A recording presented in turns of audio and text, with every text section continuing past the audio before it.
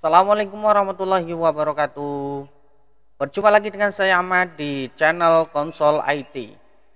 Pada video kali ini saya akan membahas tentang AWS, namun dengan cara pembahasan yang berbeda, yaitu pembahasan langsung tentang AWS dalam satu video.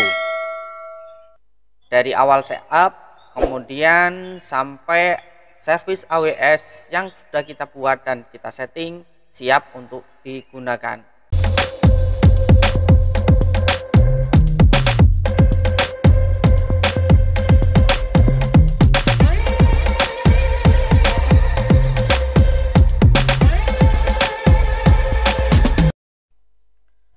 Oke, sebelum saya mensimulasikan apa saja yang akan kita bahas pada video kali ini, saya akan menjelaskannya terlebih dahulu. Oke, yang pertama kita akan membahas bagaimana membuat akun dan masuk ke manajemen konsol di AWS ya. Kemudian yang kedua, nanti kita akan membahas bagaimana membuat sebuah elastic file system di AWS ya. Kita buat EFS terlebih dahulu, kemudian kita akan membuat sebuah remote database atau RDS, kemudian kita membuat sebuah key pair yang nanti digunakan untuk mengakses SSH. Kemudian kita membuat instannya menggunakan AWS EC2. Kemudian kita akan melakukan koneksi ke instan EC2 yang sudah kita buat. Kemudian dilanjutkan lagi. Setelah kita terkoneksi, kemudian kita akan menginstal beberapa aplikasi yang ada di instan seperti PHP, kemudian MySQL, kemudian library yang lain yang digunakan untuk web hosting. Nah, kemudian kita akan membuat sebuah image dari instance yang sudah kita buat tadi dan sudah diinstal beberapa aplikasi. Kemudian kita bikin sebuah image ya. Kemudian kita lanjutkan untuk membuat sebuah instan lagi, beberapa instan dari image yang sudah kita buat. Kemudian kita lanjutkan lagi membuat sebuah load balancer. Nah, load balancer ini nanti fungsinya menjadi penghubung di antara beberapa instance yang sudah kita buat tadi. Kemudian nanti dia akan memilih mana saja yang akan dikoneksikan atau diakses melalui sebuah aplikasi bernama load balancer. Nah, yang terakhir nanti kita akan menghubungkan di AWS Load Balancer ini ke sebuah domain atau DNS yang sudah kita punyai. Jadi nanti aplikasi web kita yang ada di AWS bisa diakses melalui sebuah domain. Nah, kira-kira itu yang akan kita bahas pada video kali ini. Oke, langsung saja kita bahas satu persatu. Yang pertama kita akan membahas bagaimana membuat akun.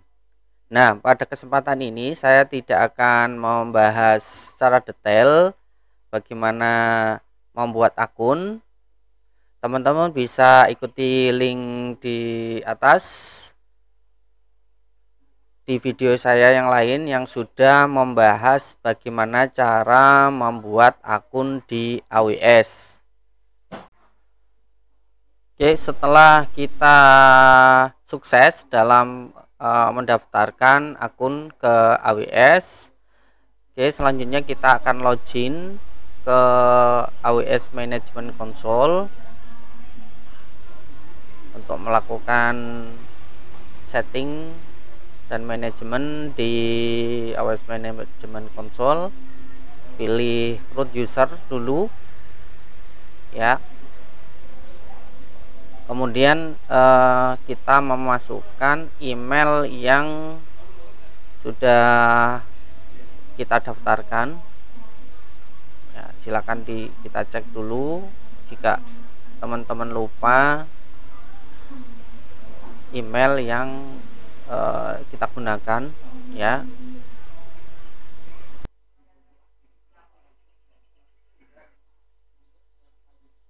Oke, kita masukkan email kita.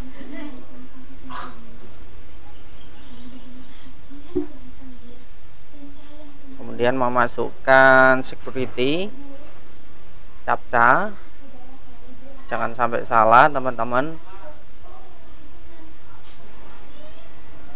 Kita coba terus sampai captchanya sesuai dengan yang ditampilkan, kemudian kita ketik ya. Jika nanti tidak terbaca, teman-teman bisa merefresh ya untuk mengganti captcha yang mudah untuk dimengerti. Kemudian kita masukkan ke inputan, kita submit.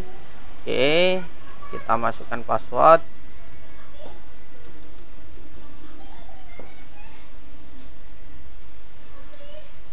Oke. Nah, kita akan dibawa ke AWS Management Console ya.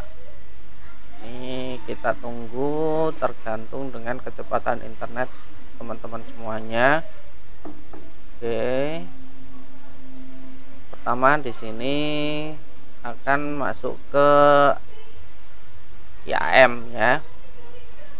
Dan ini kita sudah berhasil masuk ke AWS Management Console kita. Oke, sekarang kita lanjutkan untuk sign in ya, teman-teman. Pilih yang root, jangan lupa, kemudian memasukkan email kita yang sudah terdaftar di AWS. Lanjut untuk security captchanya, pastikan sesuai dengan captcha yang diinginkan. Masukkan password.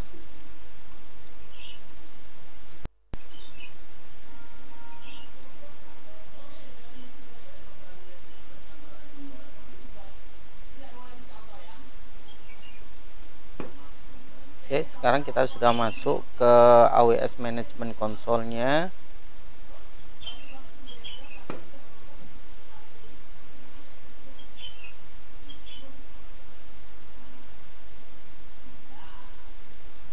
Nah, tampilan dari dashboard AWS Management Console ya. Kita jelajahi dulu sebelum melakukan langkah-langkah selanjutnya. Oke, di sini banyak fitur yang bisa kita gunakan untuk mendevelop sebuah program, machine learning, dan tools-tools yang lain. Oke, seperti yang sudah saya jelaskan, kita yang pertama kali yang kita lakukan adalah membuat Elastic File System. Dari service kita pilih EFS, Amazon Elastic File System. Oke, kita tunggu. Nah, ini setelah muncul tampilan Elastic File System ya, jadi kita cari dari menu service atau kita ketik di pencarian ya. Ya. Oke, Setelah ketemu, kita klik, nanti tampilannya seperti ini. Langsung kita klik create, kemudian kita kasih nama file system yang nanti kita akan gunakan. Ini saya kasih nama Gardinisoft FS atau file system.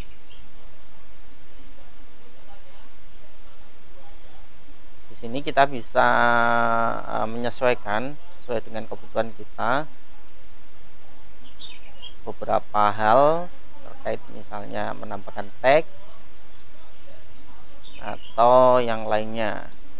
Nah, bebas, tag ini opsional, jadi boleh dibuat, boleh tidak.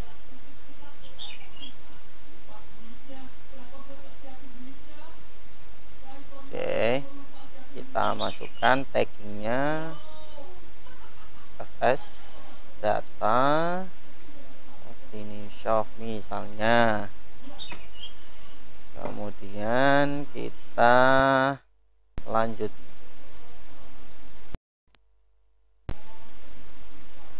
Next ya. Untuk networkingnya boleh kita masukkan semua di dalam availability zone-nya ya.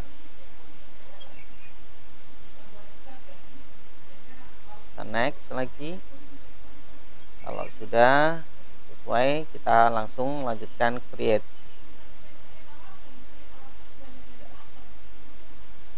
Nah, tunggu sampai file sistemnya terbentuk ya. Di sini masih creating. Nah, sudah selesai. Oke, setelah file system selesai kita buat, langkah selanjutnya adalah kita cek dulu dari file system kita ya, pastikan sudah enable. Kemudian kita cek di bagian monitoring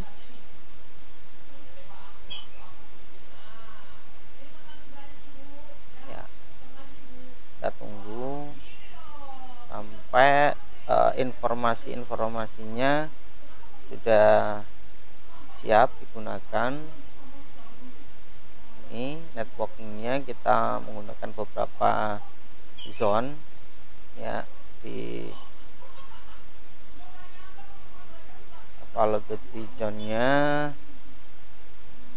kita tidak cuma satu tapi beberapa ya. Oke, informasinya sudah. Kemudian selanjutnya kita lanjut ke pembuatan RDS. Seperti biasa, kita cari di pencarian, ketik RDS tadi, kita tunggu.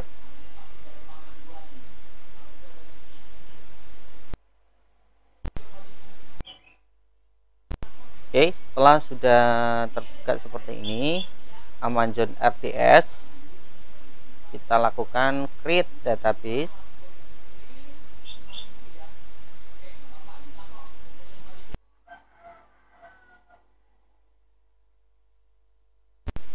Nah, sekarang kita pilih yang standar, kemudian kita pilih yang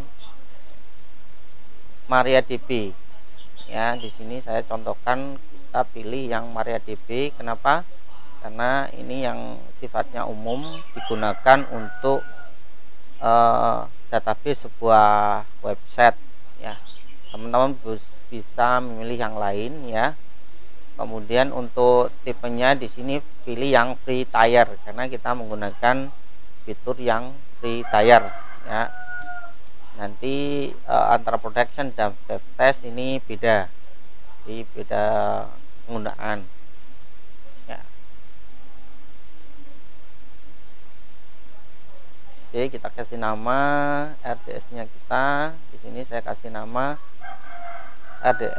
Gardinisoft RDBS ya. Kita kita inputkan passwordnya, jangan lupa ya, passwordnya nanti kita ingat-ingat supaya nanti waktu konfigurasi kita tidak lupa. Untuk yang lainnya masih standar sama,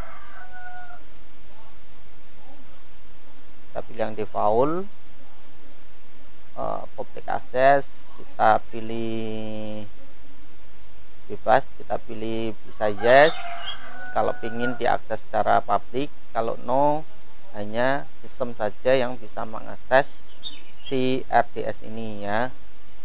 Jadi, tergantung nanti project kita bagaimana.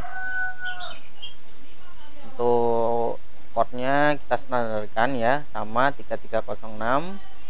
Kemudian informasi yang lain standar ya, ini dari versi MariaDB nya standar, kita klik.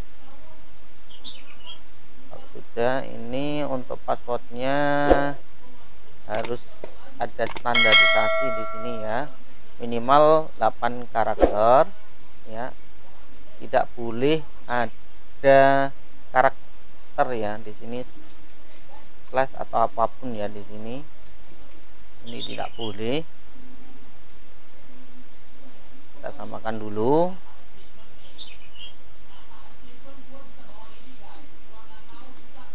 Standarnya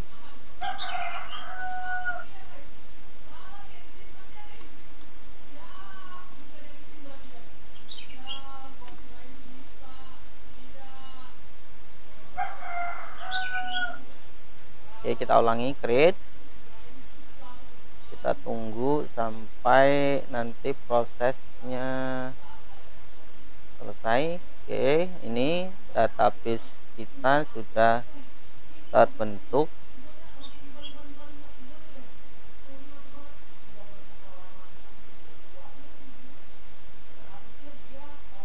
Kita tunggu sampai database kita ready ya. Ini statusnya masih creating.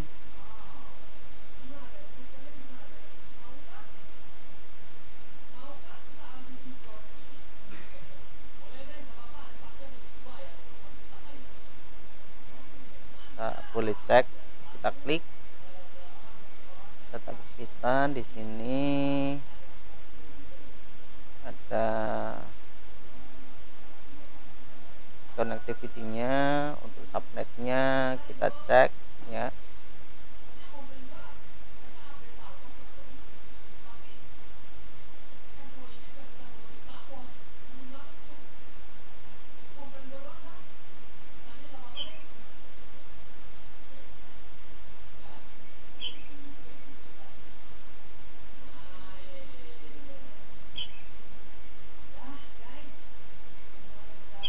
Oke, sambil menunggu database-nya terbentuk, kita lanjutkan ke proses selanjutnya. Di sini kita akan membuat key pair terlebih dahulu. Untuk membuat key pair ini dari menu EC2 bisa ya. Di sini ada klik key pair.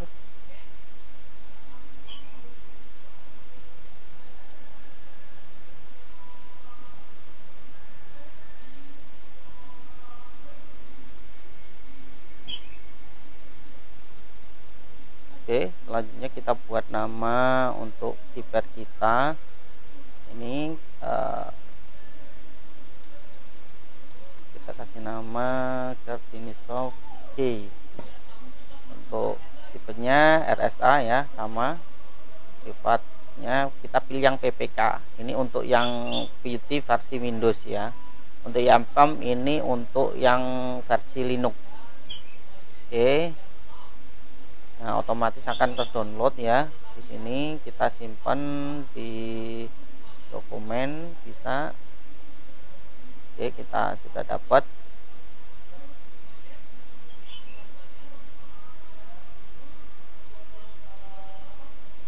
Oke, setelah key pair sudah jadi, kita lanjut ke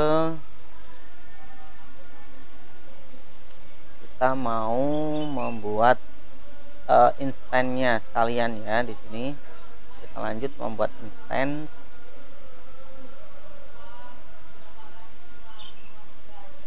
Ya, kita belum punya instance, kita bisa langsung launch instance.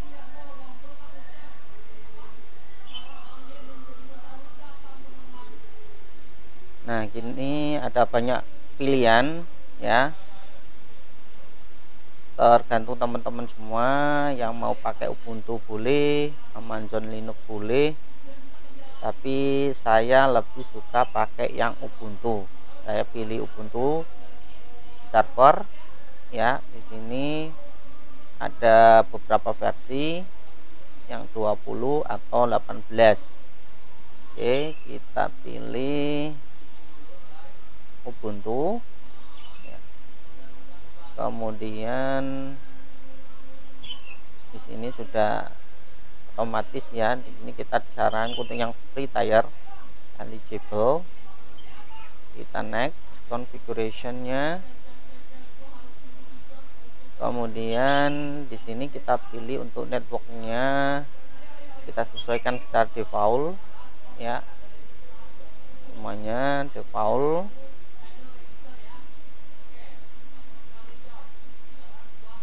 Kemudian untuk yang file system, di sini kita akan hubungkan ke EFS yang sudah kita buat sebelumnya tadi. Kita klik add, kemudian di sini otomatis dia memilih file system yang sudah kita buat.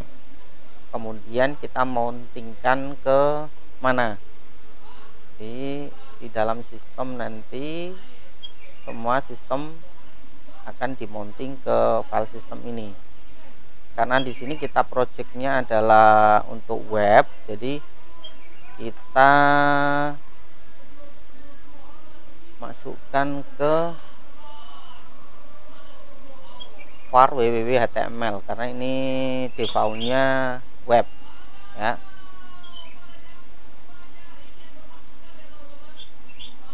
Jadi semuanya akan dimounting ke drive atau directory var www.html. Oke, untuk yang lainnya standar saja. Kita lanjutkan ke add ya. Add ini volumenya kita pakai yang general purpose ya, standar saja. Kemudian yang lainnya di sini untuk manage filenya tidak perlu saja, kita langsung. Kemudian seperti biasa taggingnya opsional. Di sini saya kasih nama name, kemudian kita kasih nama, ini saya kasih Microsoft Data.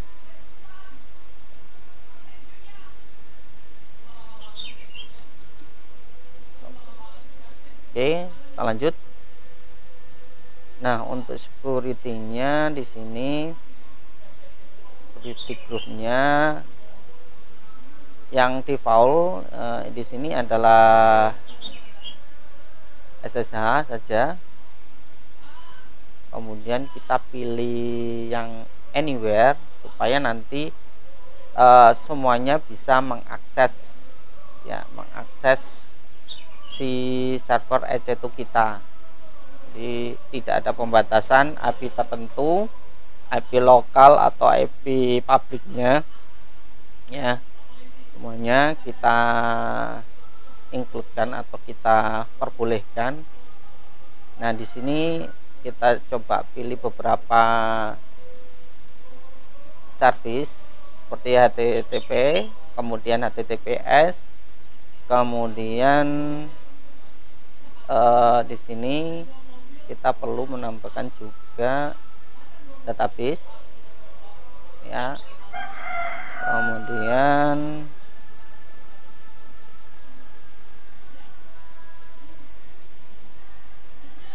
di sini kita coba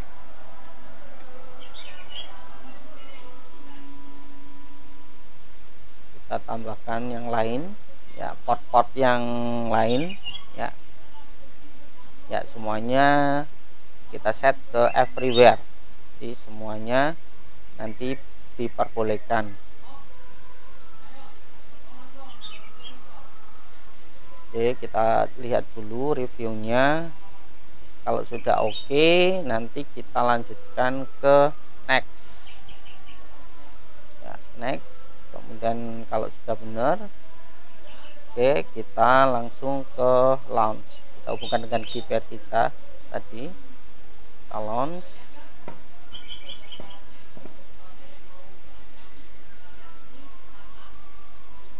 Oke, sudah berhasil. Kita view instance. Oke, instan kita sudah berhasil dibuat sambil menunggu ready ya. Ini kita statusnya cek instan status ya, masih pending. Ini kita bisa merubah ya. Kita lihat di sini IP publiknya sudah ada, IP lokalnya juga sudah ada, dan kondisinya sudah running. Oke,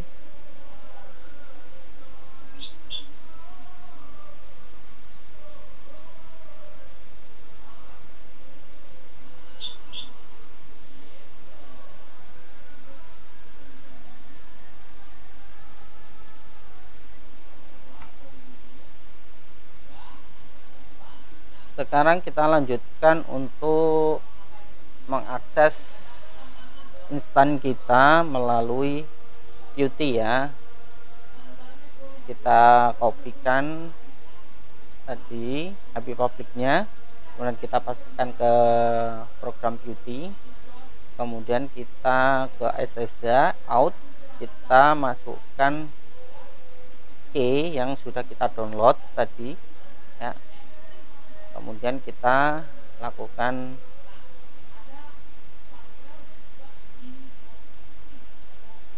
open,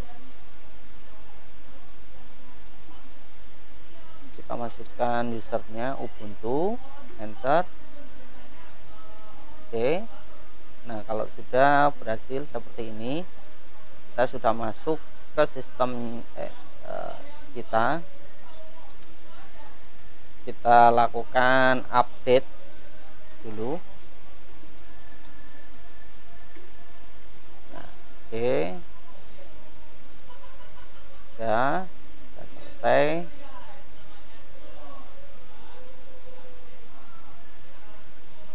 Selanjutnya kita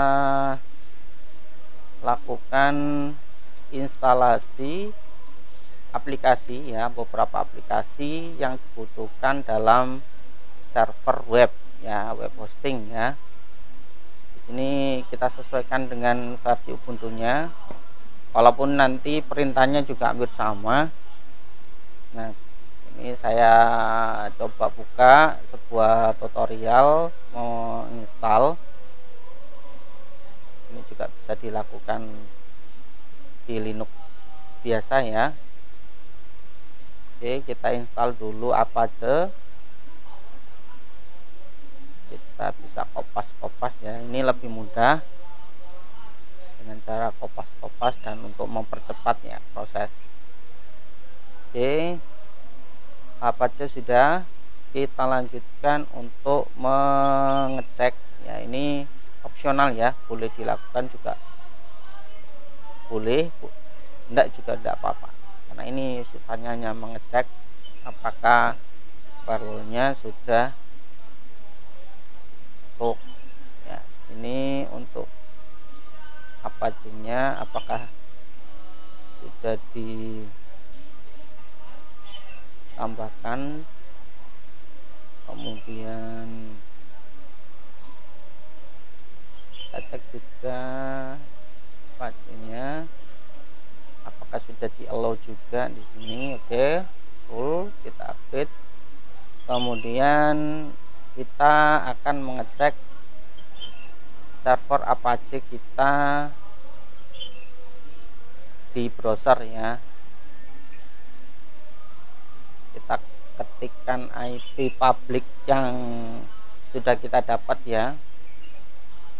Nah, di sini pastikan kita tidak menggunakan menuliskan HTTPS ya, karena standarnya di HTTPS itu memang di AWS ya belum diperbolehkan.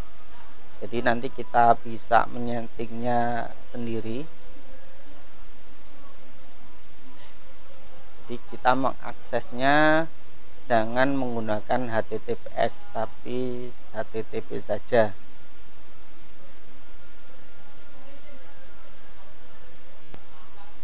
Oke, selanjutnya kita akan menginstal aplikasi yang lain, yaitu kita mau setting MySQL ya, MySQL di instannya.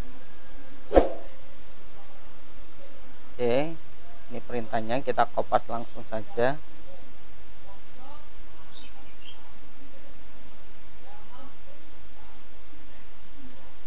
Kita langsung jalankan ke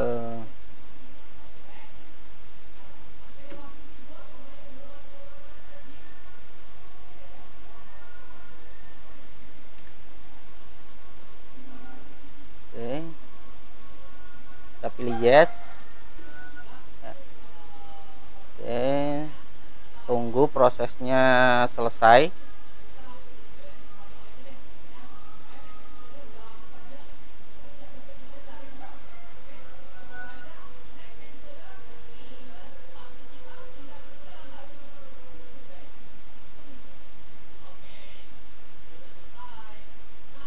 Nah, kalau sudah selesai, langkah selanjutnya untuk database yaitu kita harus mengeset secure installation ya. Ini wajib digunakan untuk men-setting beberapa hal, termasuk adalah password di MySQL kita. Kita yes ya.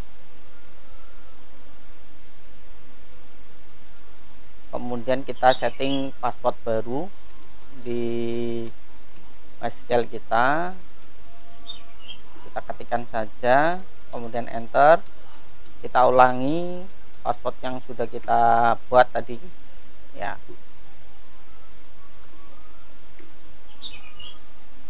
Yes, kemudian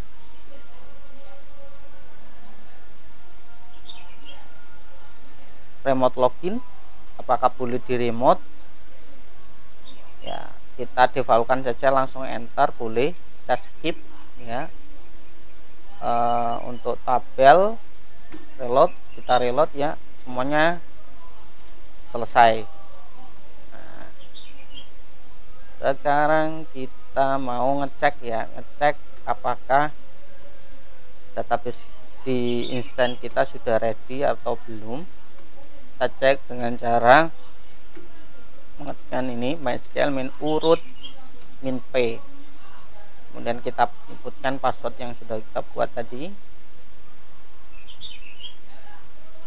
Oke, ini salah, kita ulangi lagi untuk root passwordnya.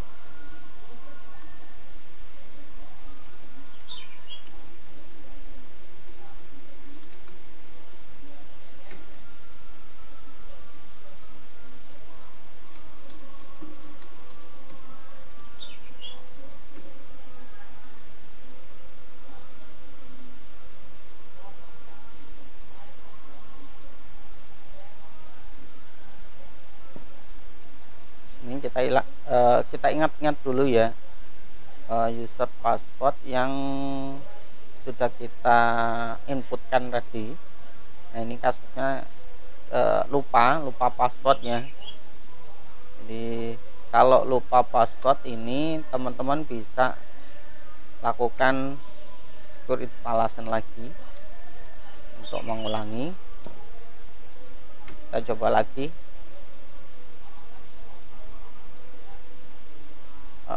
Passwordnya apa ya, kita lupa lagi.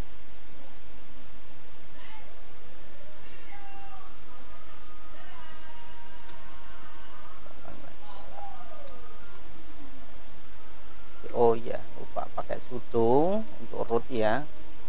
Kita masukkan oke.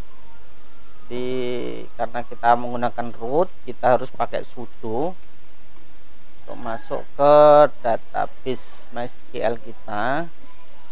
Kemudian coba kita cek apakah ada database-nya. Di sini sudah ada bawaannya standar. Oke, kita keluar. Jadi database kita sudah beres. Selanjutnya kita mau menginstal PHP ya. Ini penting karena script yang kita gunakan adalah script PHP untuk membangun website kita. Jadi ini disesuaikan. Kalau teman-teman tidak mau pakai PHP, misalnya pakai ASP atau pakai Python atau apa, jadi nanti aplikasi yang diinstal juga berbeda, atau pakai Golang atau pakai yang lain ya. Disesuaikan saja karena ini standar ya, website pada umumnya adalah pakai PHP. Ini kalau mau men-setting nih directory atau virtual host, di sini bisa disetting ya, atau kita bisa lakukan nanti bisa ya. Yang penting database kemudian apa aja sudah. Oke.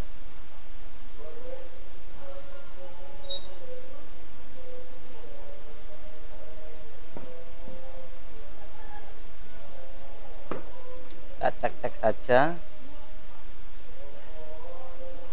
Kita boleh restarting untuk Apache-nya.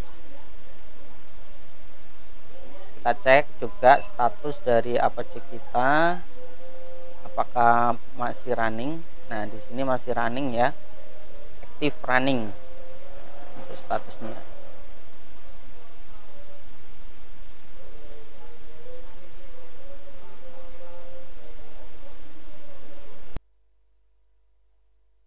Coba kita lakukan beberapa settingan lagi untuk mengecek API public kita supaya nanti kita bisa cek ya. Kita bisa lakukan ping dan lain sebagainya. Ini perintahnya seperti ini.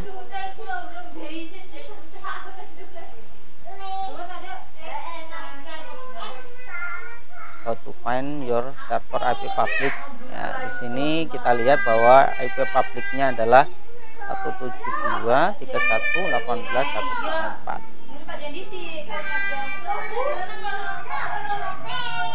Oke.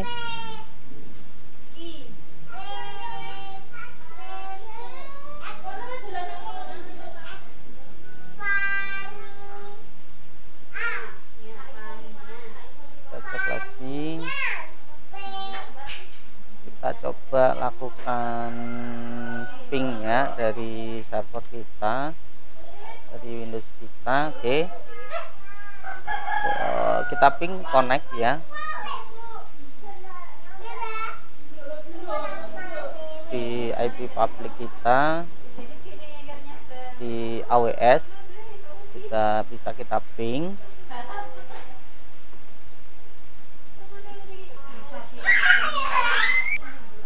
Coba kita refresh lagi, kita cek apakah Apache kita sudah jalan.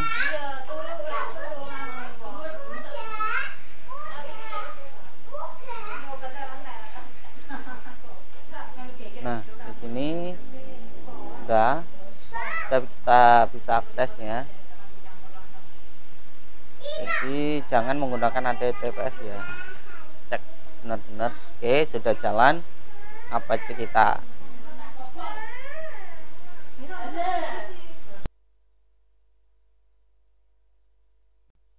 Oke, kita lanjutkan ke langkah selanjutnya, yaitu kita mau membuat image ya dari instance yang kita udah buat ya. Di sini pastikan sudah running, kemudian kita pilih option create image ya, kita beri nama image kita, image name, disesuaikan saja namanya, kemudian deskripsinya bebas.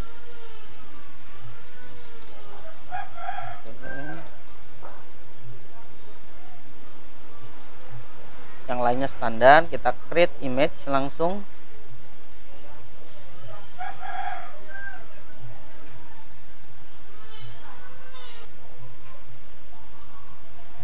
Kita cek di EMI ya, Amazon EMI, pastikan sudah available.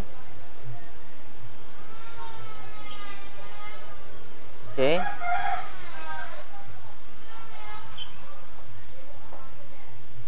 Sekarang kita lanjutkan ke proses selanjutnya, yaitu membuat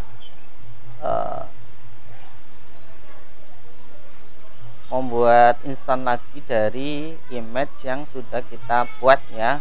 Jadi kita cek dulu image yang sudah kita buat. Sekarang kita ulangi seperti membuat instan seperti biasa ya. Semuanya default ya, kita pilih yang default.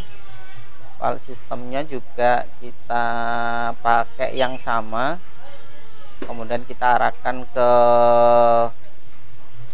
var www html ya, semuanya sama.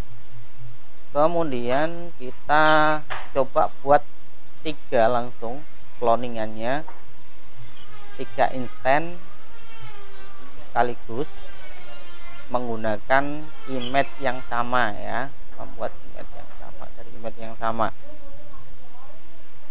Oke, lanjut. Kita cek dulu seperti biasa, masih pakai general purpose. Next. Untuk taggingnya seperti biasa, untuk penanda saja, nanti kalau kita mau setting kita carinya cepat. Oke, cloud tagging, cloud. Kita next. Seperti biasa kita kasih beberapa security group, kita tambahkan HTTP ya, HTTP kita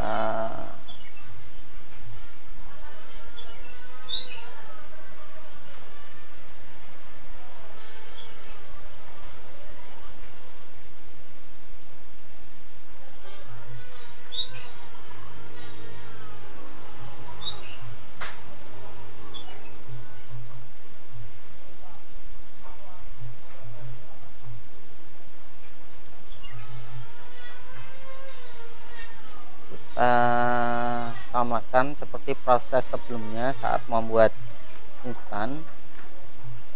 Di awal tadi kita masukkan beberapa port, protokol HTTPS, HTTP, kemudian database MySQL. Oke. Dan di sini kita tidak perlu menggunakan SSH di cloning, karena untuk SSH-nya nanti kita lewatkan dari master saja, yang instan yang di awal yang sudah kita buat yang sebagai master. Karena ini yang cloningannya berjumlah 3 buah, kita langsung saja.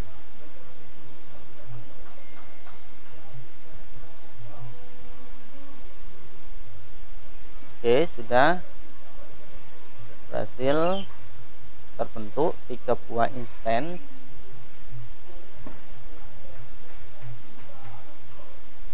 Kita tunggu sampai muncul ya, kita refresh. Nah, di sini kelihatan kelihatan yang running saja. Kita coba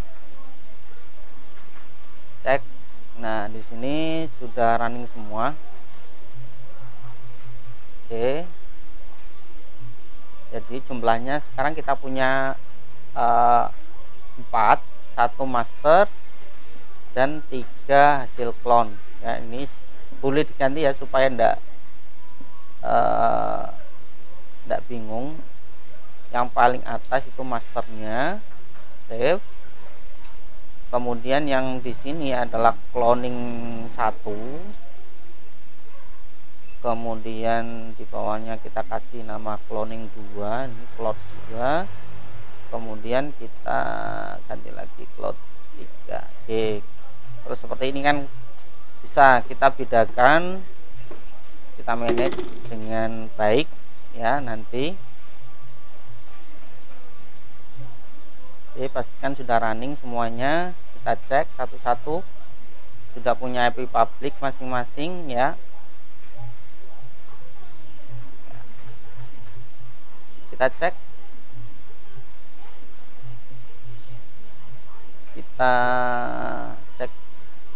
harusnya sudah bisa mengakses Apache ya, web servernya ya. Nah, sudah jalan otomatis karena kita buatnya dari cloning. Sudah ada beberapa aplikasi ya, jadi tadi kita cek juga sudah jalan. Untuk Apache nya kita buka yang lain, pastikan tidak HTTPS ya. Jadi ini bisa kita buka.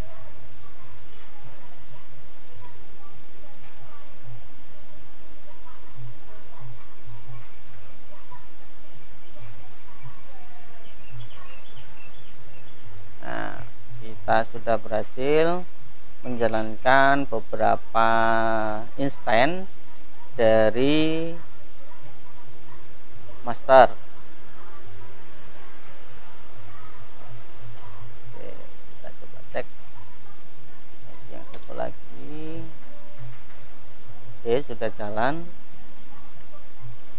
Topik jalan semua ya untuk server-server kita.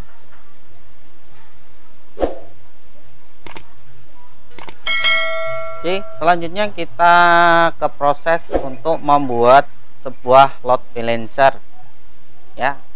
Kita langsung saja cari menu load balancing. Di sini kita klik load balancer. Oke. Di sini select load balancer tipe, kita pilih tipe yang ada 3 di sini, application, network, kemudian gateway. Kita pilih yang network. Kemudian namanya load balancernya ya, kita cek dulu. Namanya kita kasih seperti biasa ya, soft NLP, network load balancer ya, saya singkat NLB. Kemudian FTP4. Kemudian untuk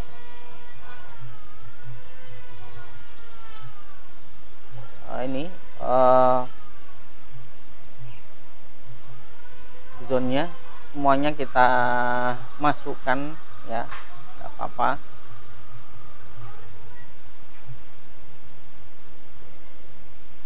Kita langsung masukkan ke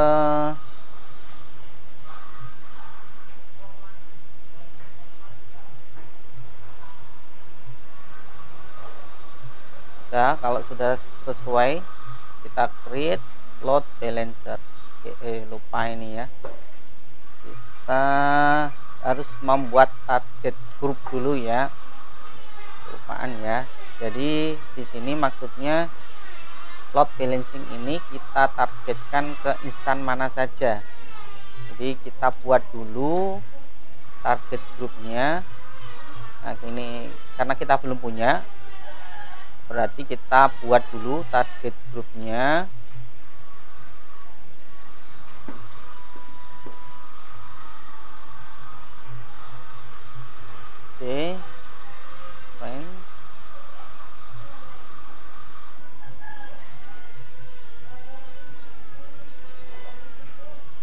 kasih target grupnya dulu, namanya Kartini Soft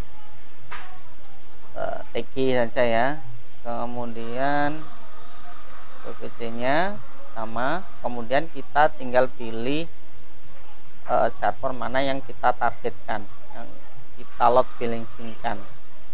Di sini saya targetkan ke yang cloningannya saja, ketiga instance, yang masternya tidak perlu ya. Oke, sudah kita terbentuk target groupnya. Kita kembali lagi ke load balancer, kita ulangi lagi untuk membuat load balancer. Kita ke network load balancer, kita kasih nama ini soft NLB. Oke, PVC nya untuk zone-nya semuanya kita pilih, semuanya tidak apa-apa. Oke, kemudian kita pilih target grupnya ya. Kalau sudah, kita bisa lanjut ke create. Oke, sudah terbentuk load balancernya. Nah, di sini kalau sudah terbentuk atau sudah jalan, di sini statusnya masih provisioning ya, masih diproses.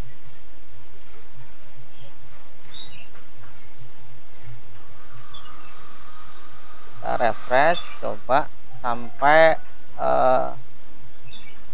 NLB-nya atau load balancer-nya sudah ready. Ini kita cek dulu. Jadi kita nanti mengakses ketiga instan tadi itu lewat satu alamat ini ya, satu alamat dari load balancer-nya. Jadi nanti dia akan memilih server mana yang ready dan yang paling cepat. Itu salah satu fungsi dari load balancer. Jadi 3 server running tapi diakses dari satu pintu yang namanya load balancer. Ini aplikasinya namanya load balancer. Oke, ini aktif ya, sudah aktif. Kita akses melalui DNS load balancer. Jadi di copy, tadi saya copy DNS-nya yang secara otomatis dibuat oleh Amazon Web Service. Sampai kita buka di sini. Oke.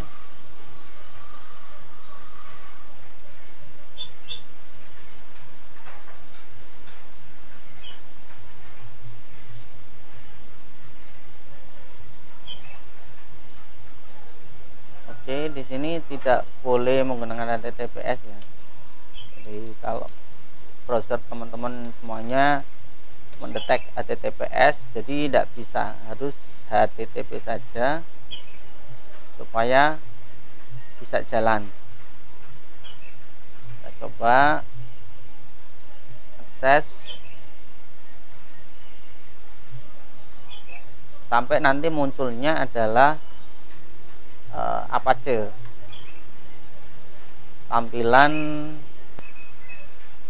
kita ulangi lagi, kita copy.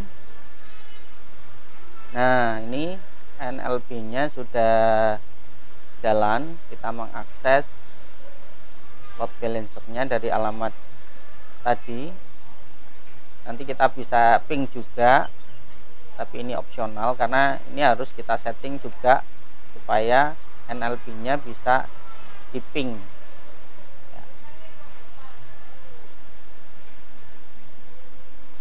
Ini masih time out karena untuk port TCP nya belum saya tambahkan, belum bisa di ping. Jadi langkah yang terakhir di sini kita akan menghubungkan load balancer kita dengan domain kita yang sudah kita punyai. Di sini saya contohkan, saya punya register domain melalui ID web host ya. Saya pakai domain saya. Di sini kita akan mengakses ya.